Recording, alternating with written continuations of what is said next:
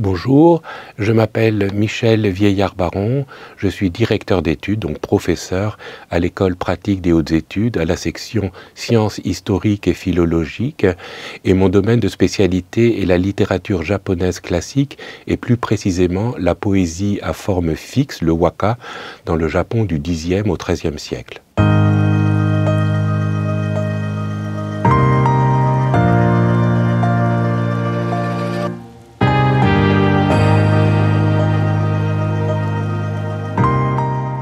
Bonjour du studio d'AFTCOM. Nous sommes aujourd'hui avec notre nouvel invité du mois, Monsieur Michel Vieillard-Baron, japonisant, spécialiste de poésie classique japonaise, notamment de la poésie waka, et spécialiste aussi de la poétique du Japon classique, ancien enseignant à l'INALCO et actuellement professeur à l'école pratique des hautes études. Monsieur Vieillard-Baron, bienvenue. Merci, bonjour, merci de me recevoir. Alors, dans cette période de changement de saison, qui est un sujet essentiel de la littérature et de la pensée japonaise, nous allons découvrir à travers vos yeux un peu de ce pays et de sa culture. Commençons par le début. Quand est-ce que vous voyez pour la première fois le Japon? Et par cela, j'entends quand est-ce que vous commencez à considérer ce pays et sa culture comme votre centre d'intérêt? À la suite de mon baccalauréat, en fait, j'ai passé le baccalauréat en 1981 et je me suis inscrit en études anglaises et espagnoles parce que je voulais être interprète de conférences. Et en fait, je m'ennuyais profondément pendant les cours et donc j'ai ajouté à mon cursus le japonais. En fait, j'ai continué l'espagnol et l'anglais et le japonais en parallèle. Et après la maîtrise d'espagnol et d'anglais, j'ai poursuivi uniquement avec le japonais. Donc j'ai étudié le japonais à Jussieu, donc l'université de Jussieu à Paris. Et en fait, il faut savoir qu'à l'époque, Internet n'existait pas. Donc on avait très peu de connaissances véritables du Japon, donc c'était plutôt un pays fantasmé, et donc qu'on connaissait très mal. Et donc après avoir terminé mon master de japonais, je suis parti pendant 5 ans et demi au Japon pour rédiger ma thèse en fait. Et c'est là que j'ai pris la décision de me spécialiser véritablement en littérature japonaise et de faire du japonais mon métier. Aujourd'hui, vous êtes, comme je vous disais, spécialiste de la poésie waka, oui, qui est un genre poétique très particulier, oui, à forme fixe, mais oui, qui a toutefois évolué oui, au fil des siècles. Contrairement à l'haïku, oui, qui sera certainement plus parlant à notre public, oui, le waka, c'est un genre qui reste majoritairement très méconnu en France et en Occident en général. Pourriez-vous donc nous en dire plus et nous confier ce qui vous a personnellement attiré vers donc en fait, le genre poétique que l'on appelle waka, c'est un genre à forme fixe. C'est un poème de 31 syllabes ou morts, réparti en 5 vers de 5, 7, 5, 7, 7 syllabes ou morts. Cette forme poétique est apparue au Japon au 7e siècle et reste pratiquée de nos jours, donc sous une forme modernisée qu'on appelle tanka et non plus waka, mais c'est la même forme, c'est toujours 31 morts ou 31 syllabes. Et ce genre poétique va devenir le genre majeur de la poésie de cour dans le Japon classique. C'est-à-dire que à partir du Xe siècle, toutes les communications à la cour se faisaient sous forme de waka, de poèmes de 31 syllabes. Donc envoyer un billet galant, une lettre d'amour à quelqu'un se faisait sous forme de poème, demander une promotion se faisait sous forme de poème, envoyer les condoléances à quelqu'un se faisait sous forme de poème, remercier quelqu'un se faisait... Donc la poésie était omniprésente dans la société de cour. Et donc pour comprendre la société de cour dans le Japon des Xe au XIIIe siècle, il faut absolument comprendre la poésie. Donc tout le monde était censé pouvoir composer de la poésie, et ceux qui n'étaient pas capables, parce qu'il y avait des personnes qui n'étaient pas capables, demandaient à quelqu'un de leur entourage de composer à leur place. Donc hommes et femmes de cour étaient obligés, en principe, de savoir composer de la poésie. Donc c'était un genre très très prestigieux à la cour. C'était un peu le marqueur de la société de cour, d'être capable de composer des wakas. Et c'est pour ça que, donc, à partir du Xe siècle, au tout début du Xe siècle, on va compiler des anthologies impériales de wakas, c'est-à-dire des anthologies de ce poème compilées sur ordre d'un empereur. La première étant donc celle que j'ai traduite, le Kokin Wakashu, recueil de poèmes japonais d'hier et d'aujourd'hui, qui a été compilé sur ordre de l'empereur Daigo en 905. Et quels sont donc les sujets ou les thèmes principaux? Donc en fait, les deux grands thèmes, ce sont les saisons et l'amour. Et donc il faut bien faire attention quand on parle de saison, quand on lit des poèmes de saison par exemple, qu'il ne s'agit pas de vignettes, en fait, il ne s'agit pas simplement de description d'un paysage, mais c'est donc le rôle du poème, c'est d'exprimer une émotion ou un sentiment par le truchement, par le biais d'un paysage à un moment de la saison. Donc en fait, la description de la saison ou d'un moment particulier de la saison sert à exprimer le sentiment du poète, en fait. Donc c'est très important, il ne faut pas considérer qu'il s'agit d'images simplement, mais il s'agit de l'expression d'un sentiment à un moment précis. C'est du coup les saisons, vous avez dit comme... Et l'amour, les deux grands thèmes. Il y a beaucoup d'autres thèmes, hein. Donc il y a les condoléances, les séparations entre collègues, il y a donc le voyage, qui était une expérience très dangereuse dans le Japon classique. Donc les poèmes de voyage sont en général des poèmes mélancoliques, parce qu'on sait quand on part, mais on ne sait pas si on reviendra. Et donc et chacun de ces thèmes se décline en sous-thèmes, donc début du printemps, printemps un peu avancé, donc printemps au zénith, fin du printemps, pareil pour chacune des saisons, l'automne, et donc les deux saisons principales au Japon, c'est le printemps et l'automne, qui sont particulièrement spectaculaires, et de même pour l'amour, c'est l'amour à ses prémices, l'amour, tout ça sont des thèmes très très précis et très... comment dirais-je, des thèmes très variés en fait. Vous êtes consacré non seulement à l'étude de la poésie waka, mais aussi à sa traduction. Oui. Vous publiez en effet chez Les Belles Lettres, Recueil des Joyeux d'Or et autres poèmes en 2015, et encore Kokin Wakashu, oui. Recueil de poèmes japonais d'hier et d'aujourd'hui en 2022. Oui. Quels sont les principaux défis liés à la traduction du waka, linguistique ou structurel? Donc il y a en fait plusieurs défis. D'abord, la traduction de la poésie est particulière, puisqu'il faut que dans une autre langue, la poésie reste de la poésie. Donc ça, c'est le premier défi du traducteur. Ensuite, dans le cas du waka, comme je vous le disais, c'est une poésie à forme fixe. Donc chaque poème donc, a en principe 31 syllabes, et donc il faut s'efforcer dans la mesure du possible de respecter les 31 syllabes du français. Donc ça n'est pas toujours possible, mais ça l'est quand même dans la majorité des cas. Donc il faut essayer de garder autant que possible la forme du poème original. Mais dans mon cas, je privilégie toujours la traduction du sens. Je veux que le sens de la traduction soit absolument fidèle à l'original, puisqu'il s'agit d'une expression de la sensibilité japonaise, et donc je veux rendre cette traduction aussi fidèle que possible à la sensibilité japonaise. Donc ma priorité absolue, c'est le sens. Le sens doit être absolument fidèle. Et si je peux compacter ce sens en 31 syllabes en français, c'est l'idéal. Et puis après, il faut que ça reste fluide, puisque c'est de la poésie en principe, donc une langue très élégante, puisqu'il s'agit de la poésie de cour. Donc garder cet esprit de fluidité, d'élégance, en même temps de brièveté, et en français, sont des défis de traduction. Lorsqu'on traduit des textes classiques, en plus, on est forcément amené à penser à l'accessibilité du texte par notre public cible. D'après votre expérience en tant que traducteur, est-il nécessaire de moderniser le langage du waka pour qu'il soit plus accessible aux lecteurs contemporains? Non, je ne pense pas qu'il soit nécessaire de le moderniser. Je pense qu'il faut garder le vocabulaire. Bien sûr, je ne traduis pas les wakas en français du Moyen-Âge, hein. Donc je traduis les wakas en français contemporain. J'essaye de les traduire dans un français aussi élégant que possible. Mais en revanche, toutes les nuances, toutes les précisions, parce qu'il y a aussi des jeux de mots, etc.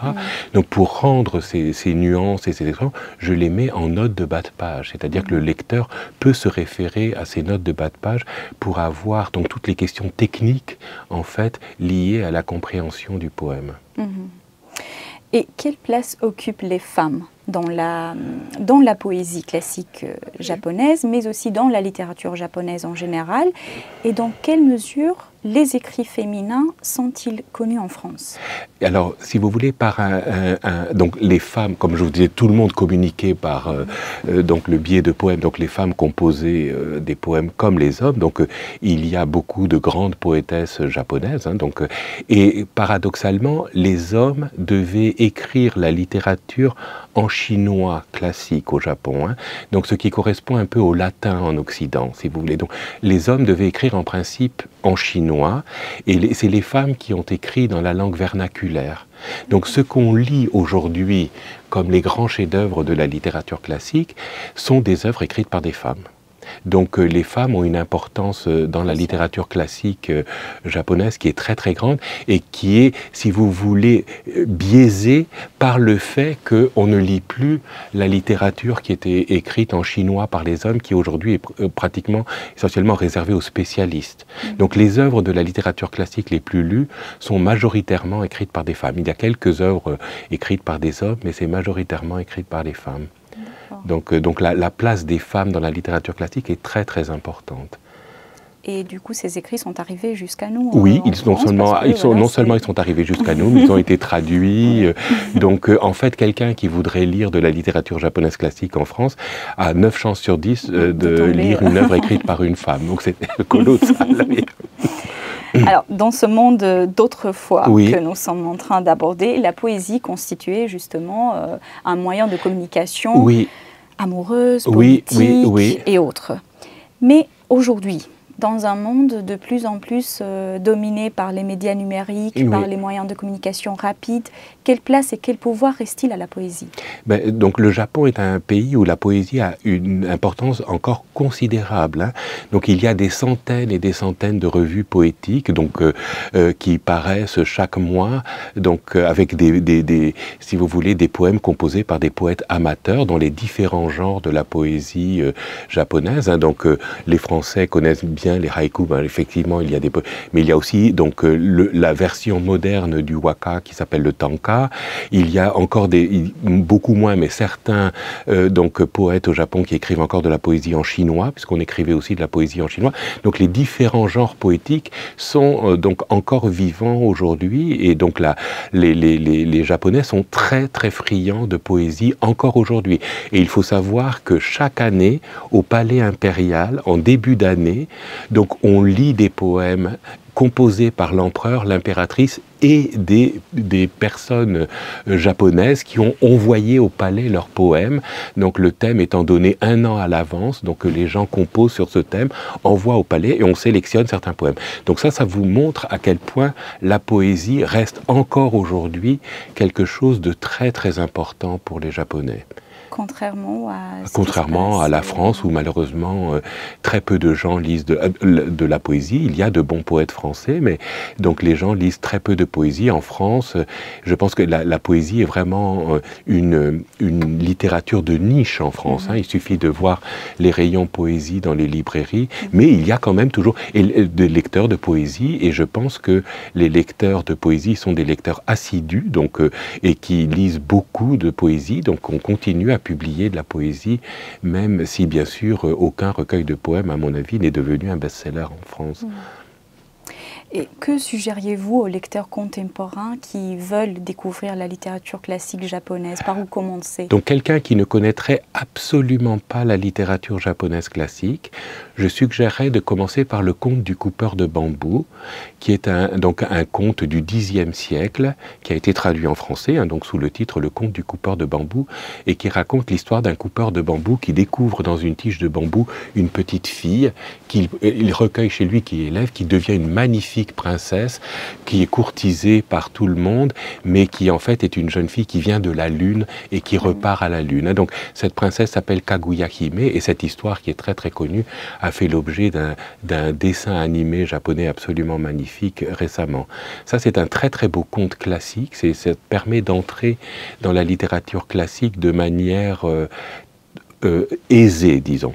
Ensuite, pour quelqu'un qui a déjà une plus grande culture littéraire et qui voudrait découvrir un autre texte, il y a les Notes de chevet de Seisho Nagon, qui était une femme, donc qui vivait à la cour à la fin du Xe siècle et qui a écrit ce livre qui s'appelle Les Notes de chevet et qui est un texte absolument inclassable parce qu'il est fait de passages plus ou moins longs sur des sujets différents.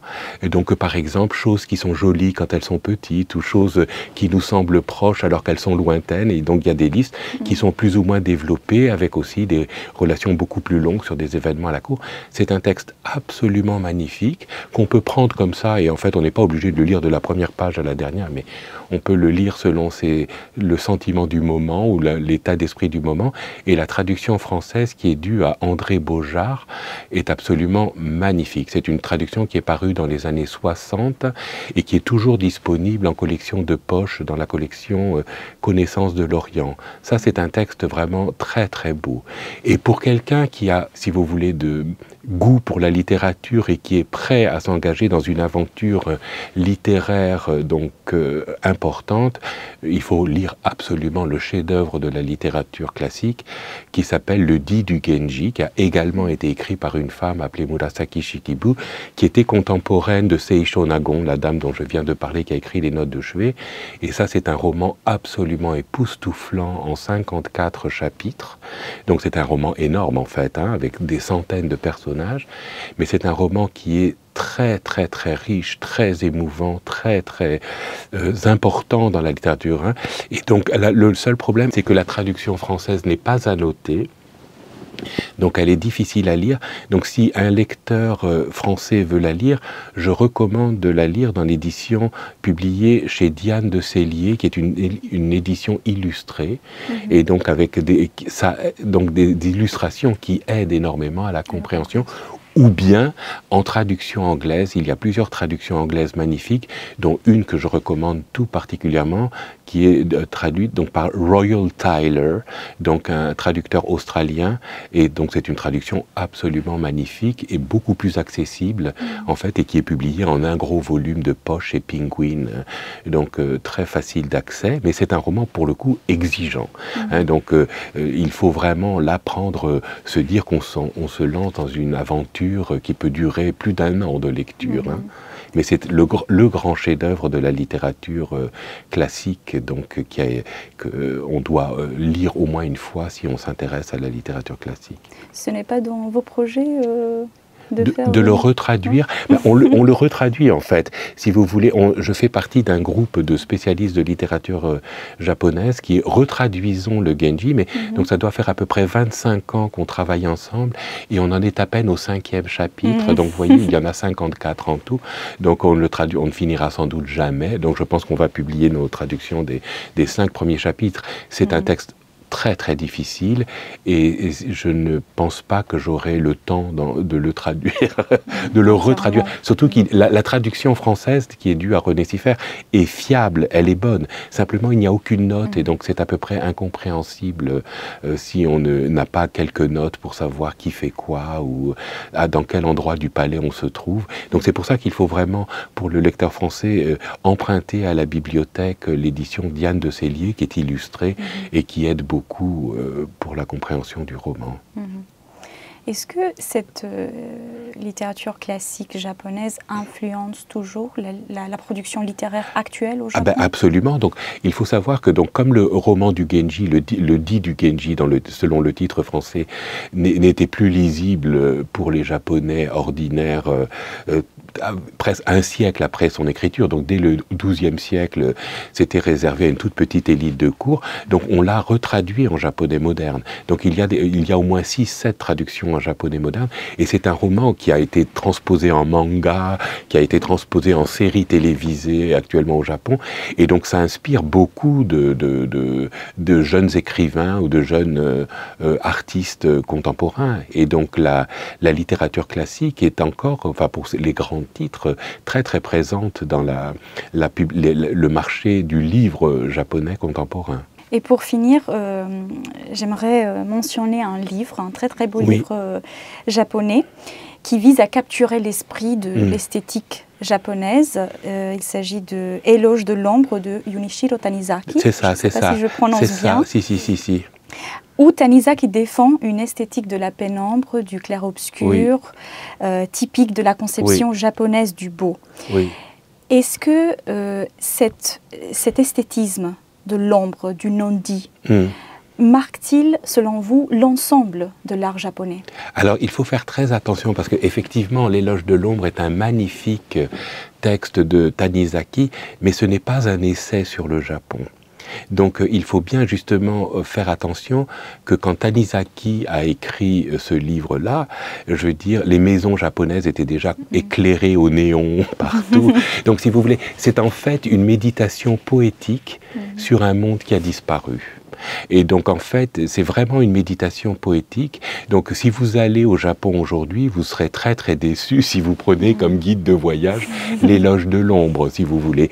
Et donc en fait, en écrivant ce livre, Tanizaki en fait a écrit si vous voulez, des images poétiques qui lui venaient à l'esprit avec certains éléments de la culture japonaise, donc comme par exemple le papier, l'architecture, etc., mais qui étaient déjà pratiquement disparus donc à l'époque où il a écrit ce livre. Donc c'est en fait un peu, si vous voulez, c'est le chant du cygne, c'est un peu un requiem pour un monde disparu.